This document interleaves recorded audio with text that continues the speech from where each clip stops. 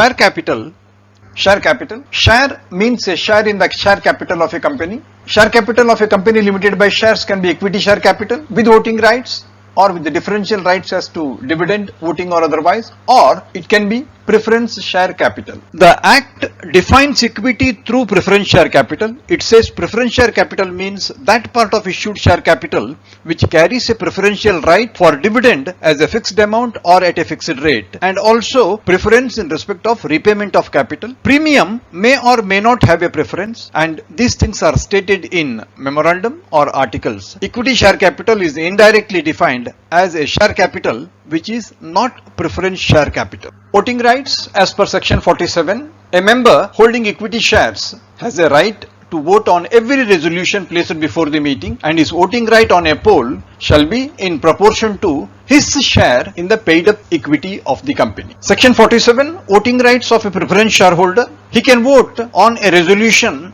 that affects his rights, and he can also vote on a resolution for winding up of the company or a resolution for repayment or reduction of equity or preference share capital. His voting right on a poll shall be in proportion to his share in the paid up preference share capital of the company. When dividend on preference shares is not paid for 2 years, it gives them a special right. They can vote on all resolutions placed before the company, and the proportion of voting rights between equity and preference shareholders will be the ratio of paid up amount in respect of the two categories. Equity with differential rights issued after fulfilling certain requirements. There should be an enabling provision in the articles. Shareholder consent through an ordinary resolution required. When the company is listed, it should be through postal ballot, and the voting power with the differential rights should not exceed 74%, and the company should have a consistent track record of distributable profits for the last 3 years. The company should not have defaulted in filing financial statements for 3 financial years immediately preceding. There should be no subsisting default in respect of payment of dividend, repayment of mature deposit, redemption of preference or debentures that have become due, payment of interest on deposits or debentures, or payment of dividend. The company should not have defaulted in payment of dividend on preference shares or term loan or interest payable on the term loan or deposit, and there should be no dues as regards statutory payments and no default in crediting the amount in investor education and protection fund, and the company should not have been penalized for the last 3 years for any offence on acts like RBI Act, SEBI Act, SCRA, FEMA, or any other special act. It is required that the explanatory statement going with the resolution should specify the scale or proportion of varying voting rights, effect on control and the diluted earning per share, and the shareholding pattern before and after the issue. Board's report for the year should also disclose all the relevant details. The company doesn't have a right to convert existing equity share capital with voting rights into equity share capital carrying differential voting rights and vice versa, and all other rights remain the same between equity and equity with differential rights, be it bonus shares, right shares. Rights of a class of holders can be varied when 3/4 of their group agree to it or when they pass a special resolution in a class meeting, provided there should be an enabling provision in the memorandum or articles, and the terms of issue of such shares should not prohibit the variation. Where there are holders having 10% of issued shares of a class who didn't vote in favor of the resolution, they have a right to approach a tribunal for a revision of the decision on variation. Tribunal's decision shall be binding and final, and the company is bound to file it with the registrar within 30 days. When a company is eligible under foreign exchange management rules, it can issue depository receipts, but there should be a board resolution to that effect which should have a prior approval of shareholders by a special resolution. Any resolution under section 62 will suffice, and the depository receipts are issued by an overseas depository bank appointed by the company, and the underlying shares shall be kept in the country in the custody of a domestic custodian bank. The company is under an obligation to ensure ensure compliance with the guidelines of RBI before and after the issue. It appoints a merchant banker to oversee the compliances. The compliance report from the merchant banker presented to the board at its meeting held immediately after closure of the issue. The depository receipts may be issued against new shares or against shares already held by shareholders. The underlying shares shall be allotted in the name of the overseas depository bank. The holder of a GDR can convert it into a share and then become a member of the company. Until such time, voting rights in respect of GDR are exercised by the overseas depository. The proceeds of the issue shall be remitted to a bank account in India, or it can be deposited in an Indian bank operating abroad. The provisions as to prospectus are not applicable in respect of offer document of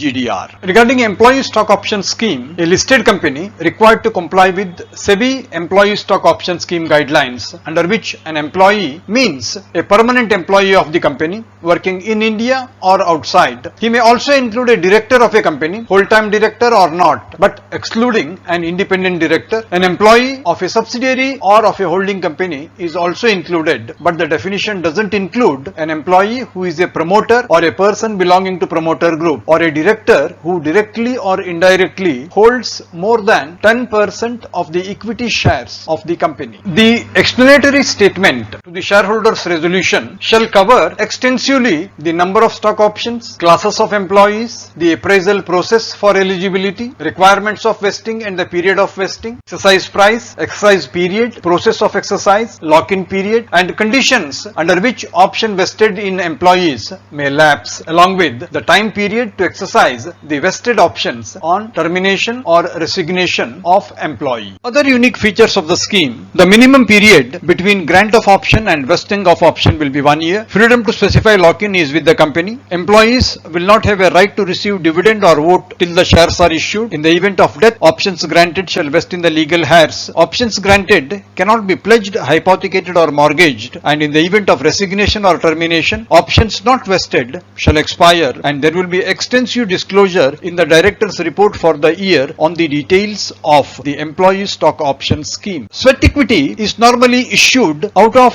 a class of shares already issued, subject to conditions. It has to be authorized by a special resolution, and the resolution specifies the number of shares, current market price, consideration, and the class or classes of directors or employees to whom they are required to be issued, and where the equity shares are listed, the sweat equity will be issued in accordance with SEBI guidelines. Sweat equity shares will rank pari passu with other equity holders as regards rights, limitations and restrictions. They are issued by a company to its directors or employees at a discount or for consideration other than cash in return for know-how, intellectual property rights or value additions. Employee means a permanent employee working in India or outside, and a director can be whole-time or non-whole-time and includes director of a subsidiary or a holding company. The explanatory statement is required to include details regarding justification for the issue, class of shares, total shares, and the class of directors or employees, their names and details, principal terms, consideration, diluted earning per share, etc. The sweat equity shares to be issued at a price determined by a registered valuer. A summary of the valuation report shall be sent to shareholders along with the notice. The special resolution, as passed, will be valid for allotment for a period of 12 months from the date of passing. Annually, the amount of sweat equity shares issued cannot exceed higher of 15% of existing paid up capital or value of rupees 5 crore. Overall ceiling is it cannot exceed 25% of the paid up capital at any time, and the shares are locked in and non-transferable for a period of 3 years from allotment, and the director's report for the year will make a detailed and comprehensive disclosure on various aspects of the scheme. Alteration under section 61 permitted if authorized by articles by altering the memorandum of association in a general meeting. It involves increasing authorized capital, consolidating and dividing the shares into shares of a larger amount, subdividing the shares into shares of a smaller amount, or cancelling shares which have not been taken up and diminishing the amount of share capital by the amount of shares so cancelled. For every alteration, notice to be given to registrar, and alteration includes mere cancellation but no reduction of capital. It needs approval from tribunal wherever it adversely affects voting and other rights of shareholders. A company can increase its subscribed capital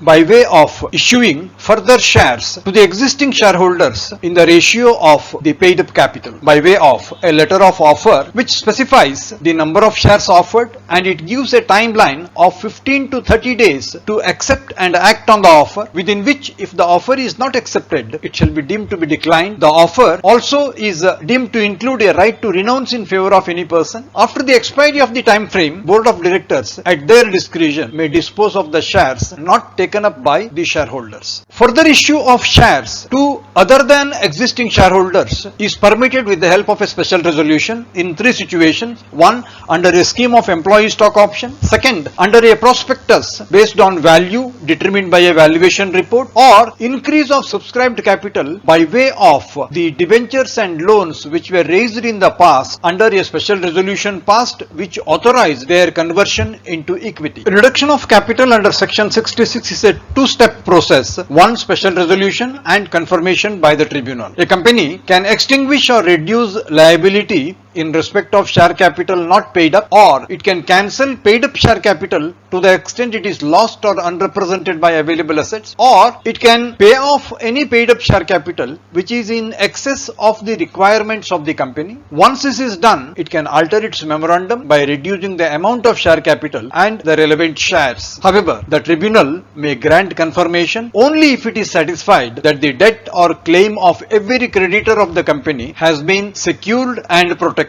The reduction has certain strict steps to be followed. No reduction shall be made if the company is in arrears in repayment of deposits or interest payable on them. The company has to be in conformity with accounting standards and other provisions of the Act, and a certificate from the auditor is to be filed with the registrar and the tribunal. The company shall deliver a copy of the order of the tribunal to the registrar within 30 days of its receipt, and the ROC shall issue a certificate thereupon. Where the name of any creditor was not entered on the list of creditors prior to approval of the reduction, every member on the date of registration of the order by ROC shall be liable to contribute. When securities are issued at a premium, the premium is credited to Securities Premium account. The Securities Premium account may be applied for specific purposes, 5 in number, towards issue of fully paid bonus shares, in writing of preliminary expenses, for purchase of its own shares under section 68, or for writing of expenses, commission or discount on issue of shares or debentures, or in providing for premium payable on redemption of preference shares or debentures. Where it is applied on any other purpose than the 5 above, the provisions relating to reduction of share capital shall be attracted. Except for issue of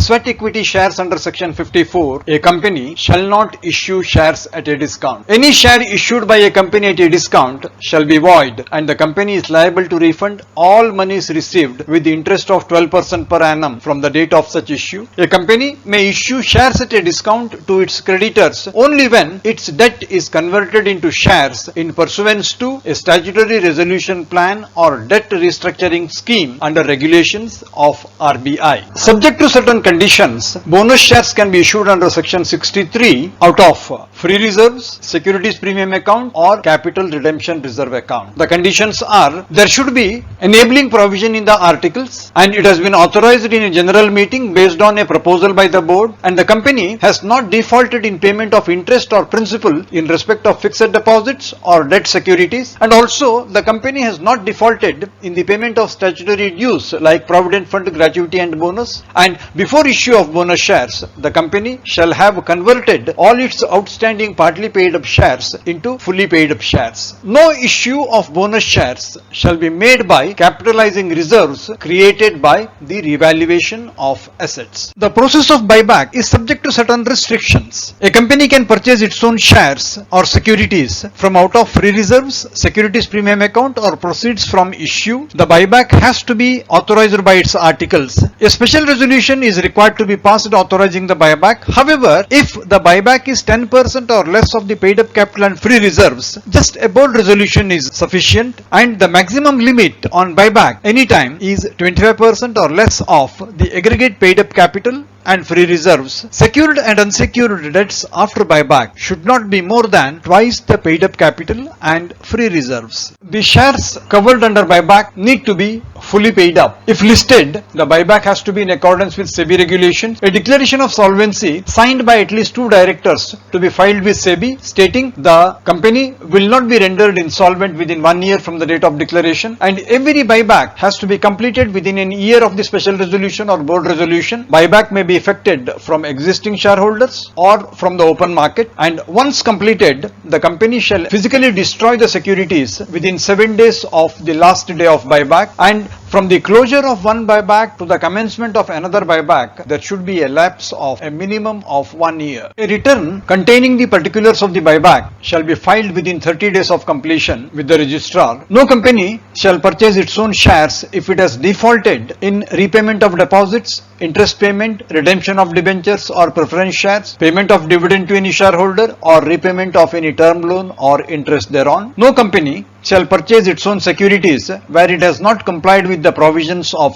Section 92 for annual return, Section 123 for dividend declaration, Section 127 for dividend payment, and Section 129 for financial statements.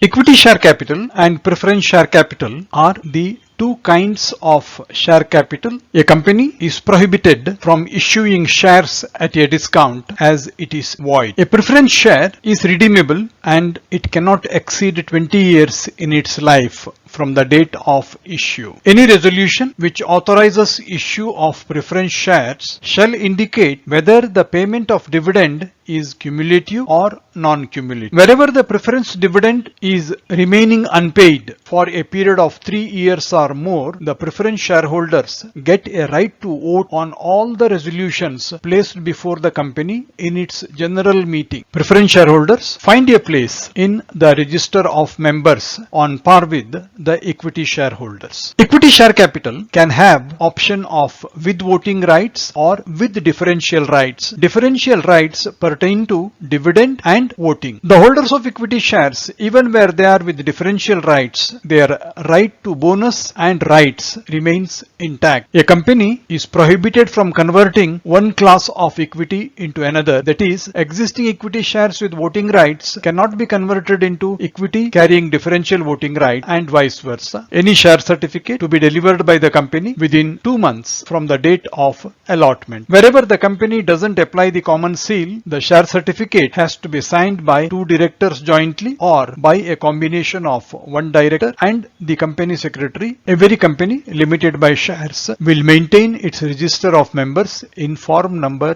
MGT1. A company may close its register of members for a maximum period of 45 days in aggregate in each year. Securities Premium account can be used mainly for 3 purposes: to write off preliminary expenses, to buy back shares of the company, and also to issue bonus shares. Bonus shares can be issued out of share premium account, but they can also be issued out of free reserve and capital redemption reserve. Where reserves arise out of revaluation of assets, such reserves cannot be used to issue bonus shares. In case of sweat equity shares, there is a restriction or ceiling of 15% of existing paid up share capital in a financial year. The sweat equity shares at any point in time cannot exceed 25% of the paid up capital of the company. Sweat equity shares have got a lock-in of 3 years from the date of allotment, during which they cannot be transferred. A company can have private placement of equity share, preference share or debenture, and in a financial year for each of these categories, the private placement can be made to 200 persons in aggregate for each. The value of invitation per person should carry an investment size of a minimum of rupees 20,000 of face value. A company which has defaulted in the repayment of deposits accepted by it